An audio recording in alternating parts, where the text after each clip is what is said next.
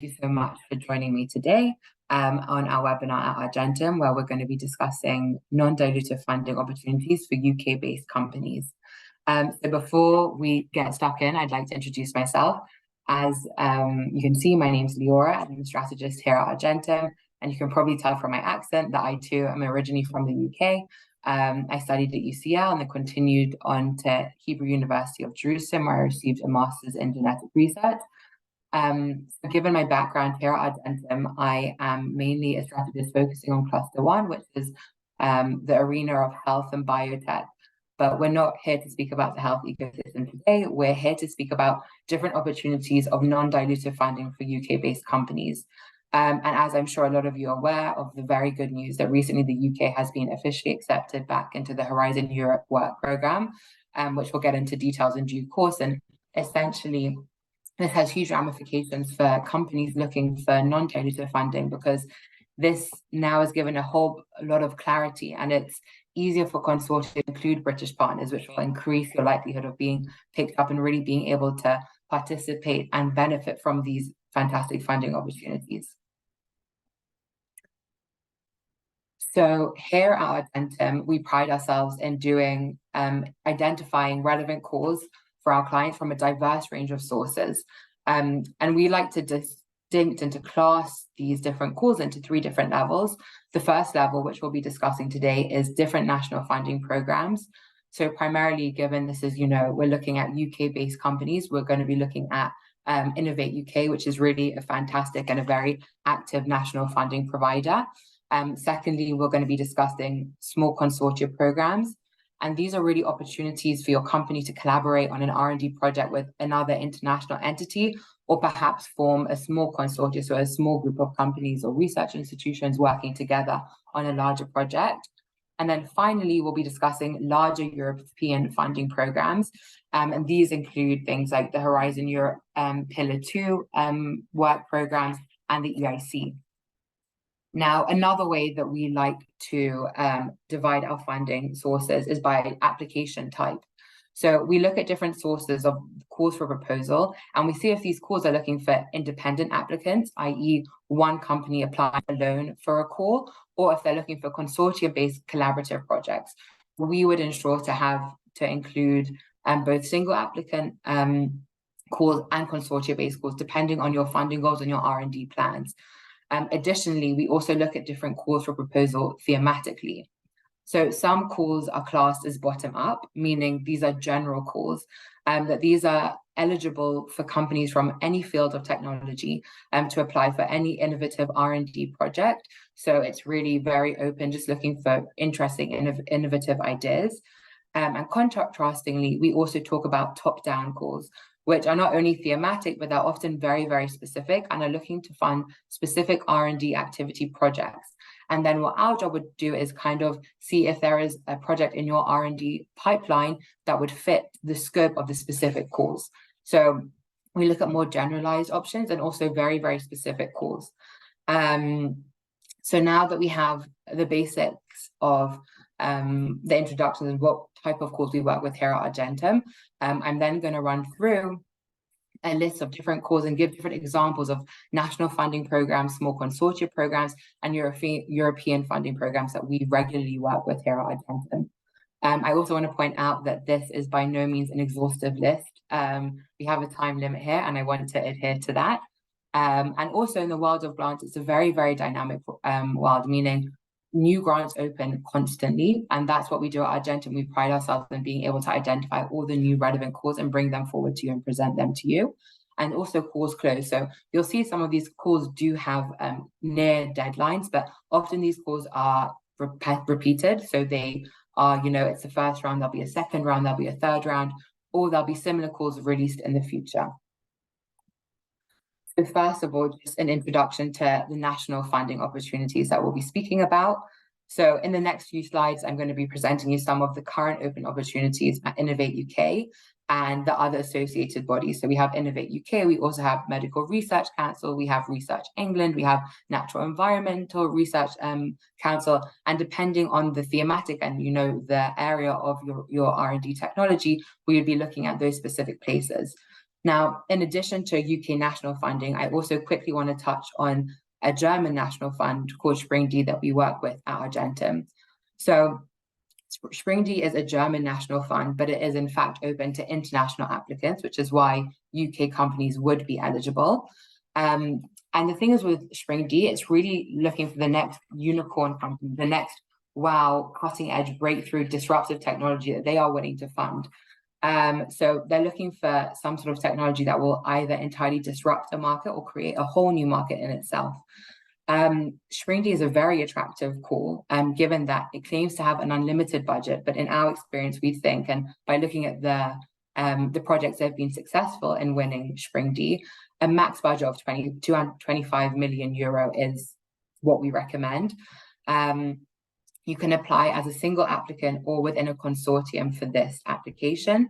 And we strongly recommend that if you have a German natural partner, i.e. a partner that you would already like to be collaborating with in the future, perhaps it would be a great idea to go and with them on this project and form a consortium, because after all, it is a German national fund. And so having, a German element would only give strength to your application. And if you choose to go on the single applicant route, if you are successful with the German National Fund with Spring D, you are required to open a subsidiary there in Germany. And now this may be something that you are interested in doing anyway with your R&D pipeline and your expansion. So this could be an interesting opportunity. So now I'm going to go through a few of the actual calls that are currently open at Innovate UK. I tried my best to get from a range of diverse backgrounds, but right now this is really a Biomedical Catalyst 2023 round 2 for industry-led R&D. So the scope of this call is really, the aim is for an industry-led R&D competition to support the development of innovative solutions for health and healthcare challenges. So within this, in the scope, they list certain themes and disciplines that they are interested in. But again, this is not a restrictive list. This is just a taster. So they're looking at things within bioscience, gene and cell therapies, precision medicine, consumer medicine, data-driven healthcare. So if you, for instance, have a project within this area or within this idea of biomedical catalyst, we would then look into building a project and submitting it under this specific call. So in terms of eligibility, you have to be a UK registered SME, and you can apply as a single applicant or within a collaborative application. So the budget of this project depends on the duration of the project and if you are entering as a single applicant or a collaborative applicant. So this here is an example of a top-down call, meaning it's looking to fund an innovative R&D project in a very specific area of expertise. Another example of the type of funding available at Innovate UK is a bilateral call. So this bilateral call that I'm bringing forward to you is the UK-Germany Bilateral Collaborative Research and Development Round 2. So this would be a tool that we would use if one of our clients had a German partner or are looking to expand within the German market, and this would be the vehicle that we would use to do so. So within the scope of the call, they encourage innovation in specific fields, including AI, engineering of biology, quantum, future telecommunication, and green technologies. So the scope for a call like this is very, very broad, and they just want to really facilitate some sort of UK and German collaboration and to enhance this type of partnership. It's really looking to enhance, the partnership of collaboration between UK and German companies and the capabilities of emerging fields of really to shape our society.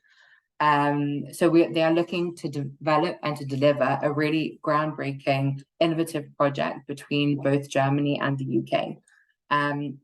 So what's very interesting and important to note here that within something like this, a bilateral fund, with the budget that you see on the screen now, that budget would go directly and specifically to you. Your German counterpart would be funded by ZIM. So when you're trying to allocate budget and to see if this is viable for one of your projects, know that you get funded by your national body and your German partner would be funded by their national body. And that is true for any other bilateral call between the UK and any other country. So the funding rate is up to 70%, depending on the length of your project, the size of your company. And if you are interested in a call like this, your strategist, or when you have a call with Argentum, given your specific details, we would be able to provide more accurate information of what your actual funding rate would be given your circumstances.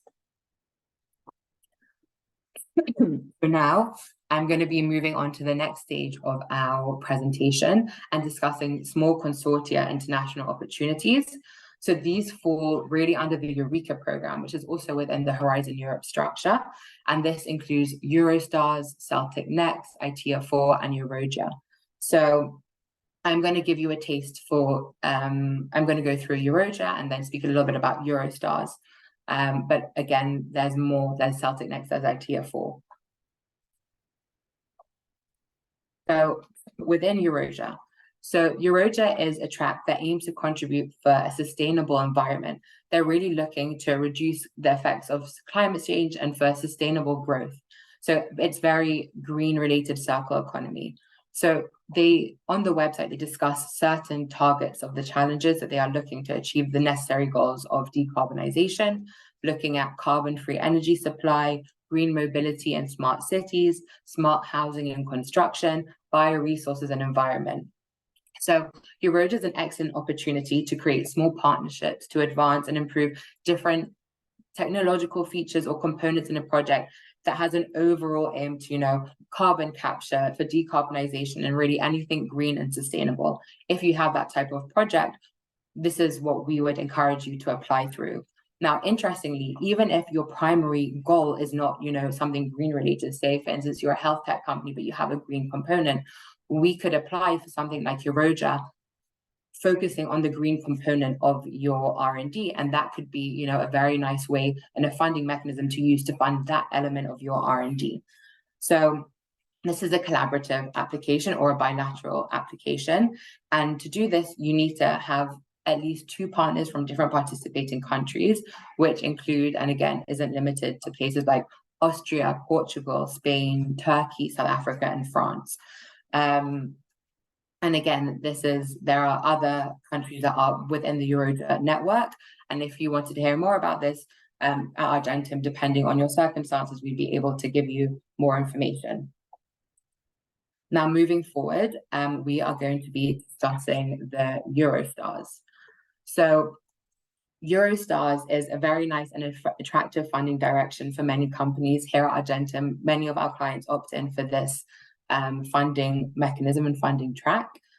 It's in fact the largest international funding program for SMEs wishing to collaborate on R&D projects internationally within Europe for equity-free funding. So there are over 30 countries that are participating in the Eurostars program. I think it's actually 37, so closer to 40. So if you have an R&D project that you'd like to be working with another partner, perhaps Eurostars would be the way forward for you. So it's a bottom-up call, meaning that it accepts proposals from any type of industry, no matter what background, anything R&D related. And there are 2 deadlines per year. The next one is coming up in March. And this type of application is quite a heavy application here at Argentum. So we, would have to allocate enough time to build a consortium and to really work on a very strong project for the Eurostars. So the TRL level of this project is around 6. So it's not looking to fund very innovative, very early stage, groundbreaking proof of concept studies.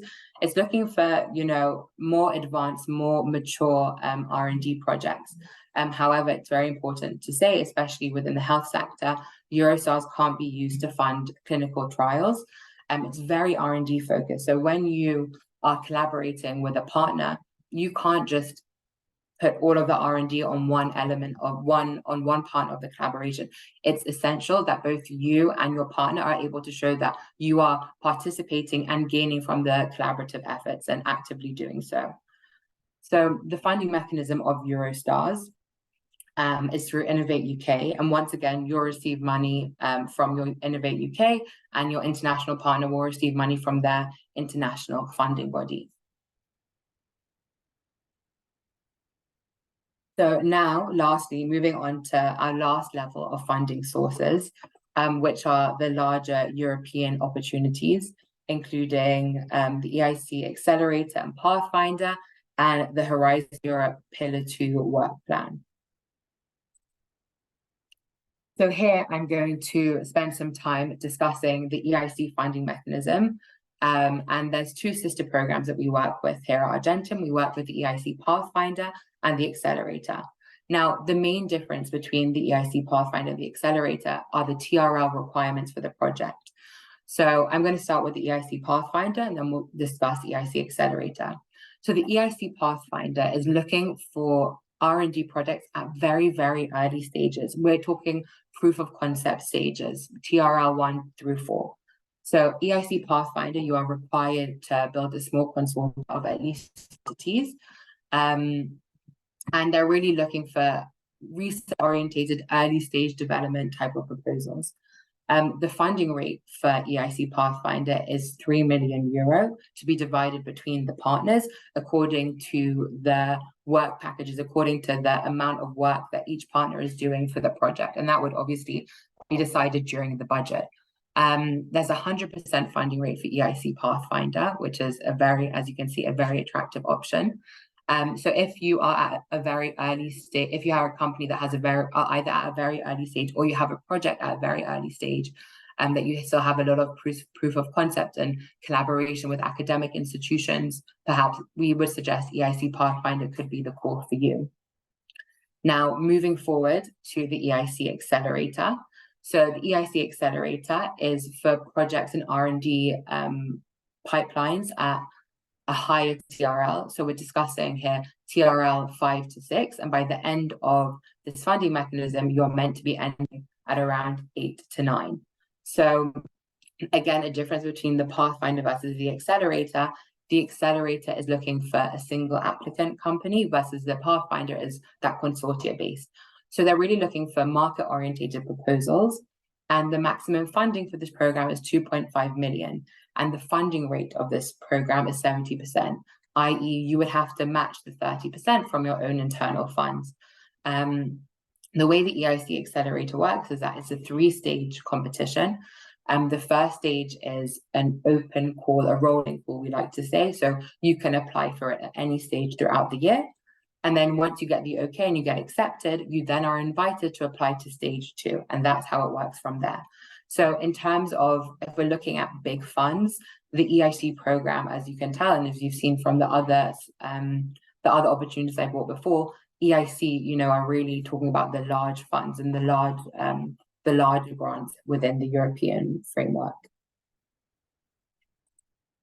So moving on, the Horizon Europe Pillar 2 program. Now, this, in my opinion, is one of the programs that, given the new status of the UK, I think this is where we'll be feeling the most impact in terms of our European clients. So the Horizon Europe Pillar 2 work program, essentially, they have developed a bunch of different topics, a bunch of different work plans. So we have health, we have culture, creativity and inclusive society, civil security for society, digital industry and space, and so forth. And within those subcategories, Horizon Europe released specific calls for proposal. So currently, for instance, in health, we have calls for proposal about developing inclusive clinical trials about antimicrobial resistance. We have different calls within AI to discuss the importance of ensuring security with AI technologies and personal information. We have green climate calls. So Horizon Europe, they publish all these different calls to proposal. And the way it works is that they encourage you to build large consortia around these specific calls for proposal. So the way these large consortia work is that there's often a consortia lead who will develop a specific project that they would like to be working on. They then scout out and look for different partners to form the consortia. So often these consortia are very, very large. Sometimes they have a funding of 85 million. That's an IHI, an innovative health call. And within that 85 million, they then divide it to all the subcontractors and all the participants within the consortia. So what we do at Argentum is we would publish you and we would say, we are working with this client, and within a consortia, they are able to provide and do X, Y, Z expertise. And then what we would hope is that a consortia lead would say, oh, we're missing this element actually for our consortia. And they would then approach you and would like to, maybe you would discuss collaborating and working together. Now, what's very important, and the biggest thing now, that the UK has a much clearer role within Horizon Europe. There was a lot of ambiguity initially. So UK clients and UK companies would be wanting to join these programs, not sure what was happening with the funding mechanism because there was this limbo phase. But now it's very clear that, you know, working with a UK-based company will be very advantageous. There's not a problem in terms of funding or being accepted onto the program. And this, as we've seen, has already made different consortia leads more and more excited about working with UK participants, which is fantastic for us and obviously for all of you as well. So that brings me to the end of this part of the presentation where I talked you through different examples of different funding opportunities. And now I'd like to spend a few minutes discussing the strategy department, introducing us to Argentum. So at Argentum, we are organizing the strategy department according to the Horizon Europe themes. So as I said before, I am working mainly within Cluster 1. We also have strategists working in Cluster 4, which is digital and space, Cluster 5, mobility and energy, and agricultural circular economy, and also bottom-up calls, meaning we all, you know, dip into the bottom-up opportunities. So depending on your company and what area you are working in, you would be assigned a strategist who would then spend a lot of time really getting to know your company, understanding your funding goals, your R&D roadmap, what projects you'd like to be focusing on this year. And they will then be able to comb through our vast resources and our vast and advanced expertise to try and identify the different calls that would be most suitable for you and your funding goals. So that brings me to the end of my presentation. Thank you all very much for listening and for attending. If you have any further questions, please feel free to reach out directly to me. If you would like to organize a call, please contact me or any other member of the Argentum team, and you'll be passed on to my colleague Lee, who is also actually from the UK, who will contact you and would be happy to sort out a call. Thank you so much for listening, and I hope you have a great day.